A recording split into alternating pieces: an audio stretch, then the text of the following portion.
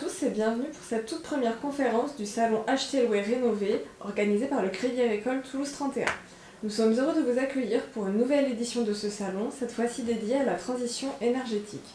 Si vous avez d'ores et déjà un projet pour votre résidence principale ou pour de l'investissement locatif, n'hésitez pas à vous inscrire à la vente privée de biens immobiliers neufs. Les conseillers de Square Habitat sont là pour vous présenter les programmes et vous accompagner pas à pas. Pour cette première conférence, nous accueillons Maître Frédéric Giral. Maître, bonjour. Bonsoir, merci de m'accueillir.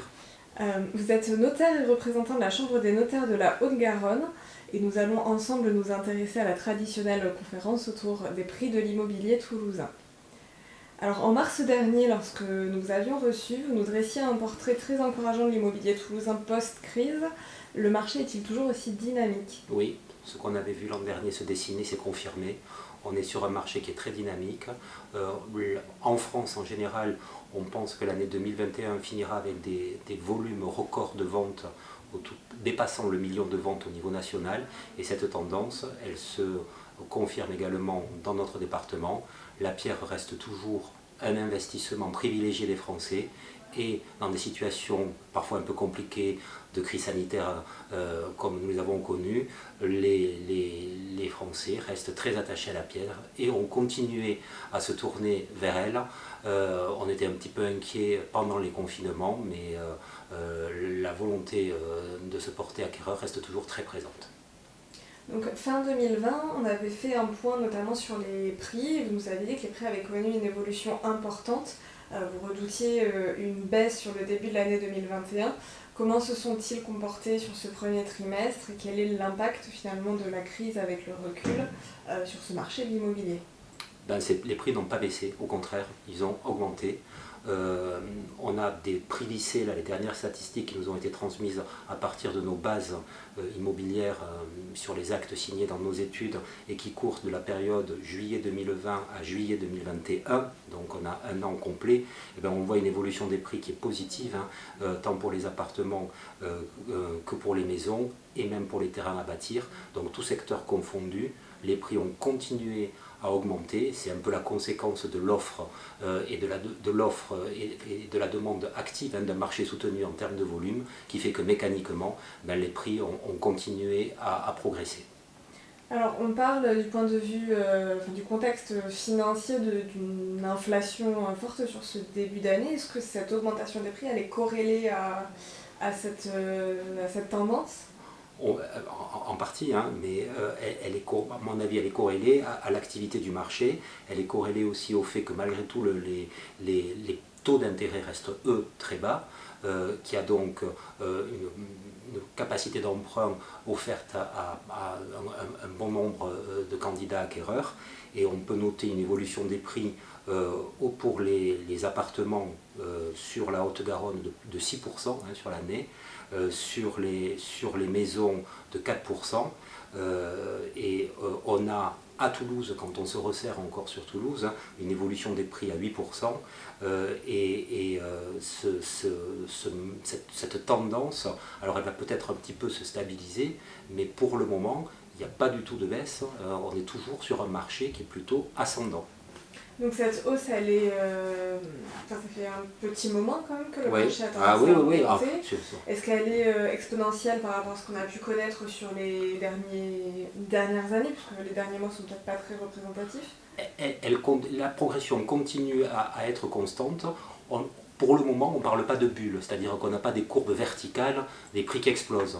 Mais régulièrement, semestre après semestre, depuis maintenant 2 ans, les prix ne font qu'augmenter et il n'y a pas pour le moment de stabilisation.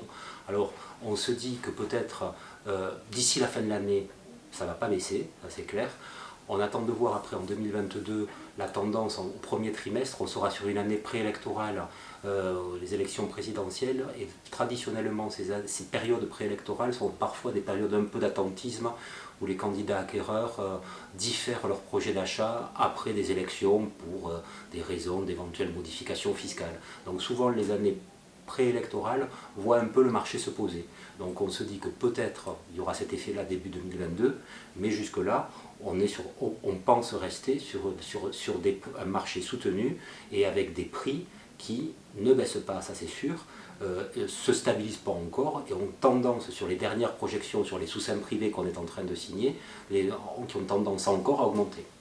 Donc là concrètement il est toujours parfaitement, c'est toujours le moment d'acheter. Plus que jamais, je dirais plus que jamais, parce que effectivement, si il y a des projets qui peuvent se réaliser, c'est le moment de les concrétiser. Tant qu'on est sur des taux si bas, hein, ça reste quand même très important. Le marché il est soutenu aussi par le fait que les banques portent des projets avec des taux d'intérêt qui sont quand même très très bas et qui permettent de solvabiliser un grand nombre de gens. Ce que j'ai dit tout à l'heure concernant le marché du terrain à bâtir, qui était un marché un peu en souffrance, ce marché-là qui est fragile parce que c'est un marché de primo-accédant. Sur l'année qui vient de s'écouler, c'est un marché qui s'est bien comporté, qui s'est même développé. Ça prouve que, et on voit dans nos statistiques que les jeunes sont très actifs sur le marché immobilier. Donc ça prouve que des jeunes, souvent des primo-accédants, ont le goût de l'achat immobilier et sont suivis par leurs partenaires financiers. Donc oui, c'est le moment. Alors, est-ce que du coup, du point de vue acheteur, vous percevez un peu plus d'inquiétude alors, par inquiétude, j'entends une peur de ne pas trouver de bien parce que le marché bouge actuellement, ou une inquiétude de ne peut-être pas être financé. Est-ce qu'il y a un changement de perception du point de vue de l'acheteur? Alors d'inquiétude, je pense qu'il y a surtout la nécessité d'une grande réactivité, justement dans un marché actif, sur certains types de biens, notamment les appartements de petite et moyenne surface. Il faut se décider très vite. Donc c'est plutôt par rapport à ça que les acquéreurs sont un peu impatients, c'est-à-dire que dès qu'ils trouvent ce qu'ils pensent correspondre vraiment à leurs souhaits, ils se positionnent assez rapidement. Donc de l'inquiétude non, besoin de réactivité dans un marché qui bouge bien, c'est certain. Alors justement, on parlait lors de votre dernière intervention du changement au niveau de la typologie de biens recherchés. On avait parlé notamment des maisons avec jardin. Est-ce que cet engouement il est avéré sur les 6 derniers mois ou est-ce qu'on a un repli finalement Non, c'est une tendance quand même qui se confirme. Il y a eu, je pense que l'année crise sanitaire ou l'année demi-crise sanitaire a un peu modifié les comportements, les souhaits des gens, et cette tendance de la terrasse, éventuellement sur un appartement ou d'un balcon, ou carrément de la maison avec une petite sortie, elle s'est confirmée. Ça profite aux communes périurbaines, première couronne et deuxième couronne. Ça profite également aux départements limitrophes. Ce qui est intéressant de remarquer dans les statistiques qu'on a fait là, c'est quand même une grosse activité du marché sur les métropoles des départements voisins, Montauban, Albi. Donc un vrai marché nouveau est apparu post-confinement avec des gens de la métropole qui se sont éloignés pour avoir la maison, l'appartement plus grand avec une terrasse. Et donc il y a une vraie évolution, semble-t-il, des mentalités et des volontés de beaucoup, c'est-à-dire plus de qualité de vie quoi, derrière ça. On avait justement, par rapport à cette perspective, évoqué l'idée de la revitalisation des campagnes et des villes. Donc, des villes moyennes, vous le dites clairement, on part sur cette tendance. Est-ce qu'on va vraiment à terme avoir un lissage de la population urbaine Alors on n'aura pas d'exode, hein, il y aura toujours je pense de la demande et du monde dans les villes, mais sur pas mal de personnes, il y a un choix différent qui fait que du fait du télétravail, du fait d'arbitrage personnel de vie, on est prêt à un peu s'éloigner et à partir dans des endroits un peu plus éloignés que son lieu de travail et que le cœur de la ville pour avoir une qualité de vie supérieure. Alors ça ne veut pas dire, les campagnes, je mets entre guillemets, c'est plutôt les communes éloignées de 30 à 50 km, avec des moyens d'accès quand même à la métropole assez faciles, qui vont profiter de ce changement.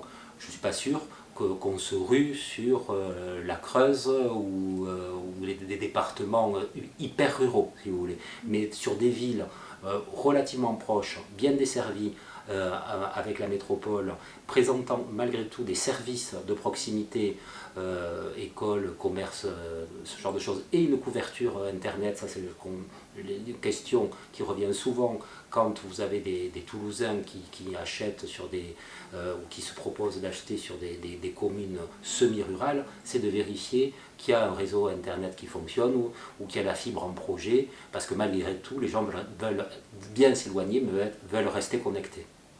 Vous le disiez, les villes aujourd'hui, sur l'agglomération toulousaine qui en profite, on va aller du côté de Montauban ou du côté d'Albi.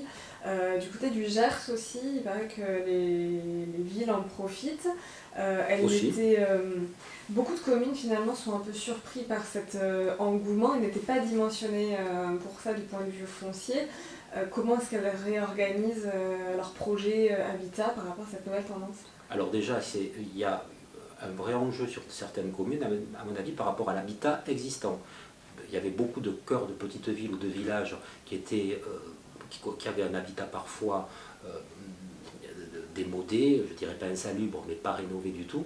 Donc l'idée, avant tout, de certaines communes, c'est de mettre leur habitat existant en avant, et il y a des mutations importantes, c'est-à-dire des ventes se passent effectivement sur les maisons de village, à prix intéressant, et ensuite qui doivent être rénovés.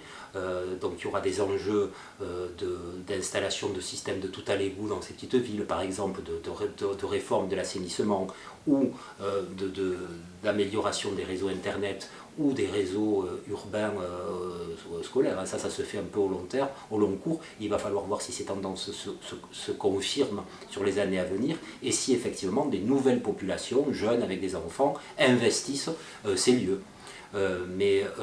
Ensuite, en ce qui concerne quand même, par contre, les territoires et les nouvelles constructions, là il y a une volonté quand même des pouvoirs publics en général et des communes d'éviter ce qu'on appelle le mitage foncier, c'est-à-dire de construire des maisons au milieu des champs, loin des cœurs de village. L'urbanisation des petites communes, elle se fait par cercle autour des centres existants. Vous n'allez pas avoir des maisons qui vont apparaître dans une campagne déserte au milieu des champs. Ça se fait par cercle en général, et on remplit les zones non construites proches des zones déjà construites. Ça, c'est des règles d'urbanisme même. On lutte justement contre l'étalement trop grand des constructions. Déjà, l'agglomération toulousaine est une agglomération qui historiquement s'était beaucoup étalée. La volonté générale, là maintenant, c'est quand même de regrouper et d'éviter encore un étalement plus grand. Donc je pense que sur les communes périurbaines, ça sera l'existant qui sera privilégié, l'existant, ou les zones non encore construites, mais très proches des centres existants. Donc on part vraiment sur de la réhabilitation de l'existant, et finalement... oui, une revitalisation des cœurs de village. On peut imaginer peut-être sur la décennie à venir ou les 2 décennies à venir, de revoir des petites vies de village émerger. Ça serait formidable si c'était comme ça. Si en termes de qualité de vie, les anciens habitants de la métropole s'y retrouvaient, et par ailleurs tous ces petits villages qui parfois présentaient un caractère un peu désolé, avec les commerces qui fermaient et des tas de maisons aux volets clos. Ça serait formidable si ces cœurs de village peu à peu arrivaient à revivre, et qu'il y ait de nouvelles populations qui les investissent. Alors, si on devait résumer finalement les tendances du marché sur ce premier semestre 2021 en 2 mots, qu'est-ce que l'on pourrait dire? Un marché toujours actif, tout secteur confondu. Un marché qui a un petit peu bougé dans les volontés d'achat, c'est-à-dire qui s'est un peu déplacé vers la première, deuxième couronne et vers les départements limitrophes, et un marché qui reste bien orienté, tant que les prêts sont toujours aussi attractifs, donc il n'y a pas de raison que ça se calme vraiment. Seule inquiétude éventuelle à venir, c'est l'attentisme électoral que l'on peut parfois craindre. Très bien. Maître, merci beaucoup pour vos réponses et merci pour votre présence. Avec plaisir. Pour compléter cette intervention, je vous rappelle que vous pouvez rencontrer nos experts en rénovation énergétique et immobilier du 6 au 8 octobre au siège du Crédit Agricole Toulouse 31, notamment si vous avez des projets de rénovation énergétique au sein de votre habitat. Merci beaucoup et Merci à à très vous. vite pour une nouvelle conférence.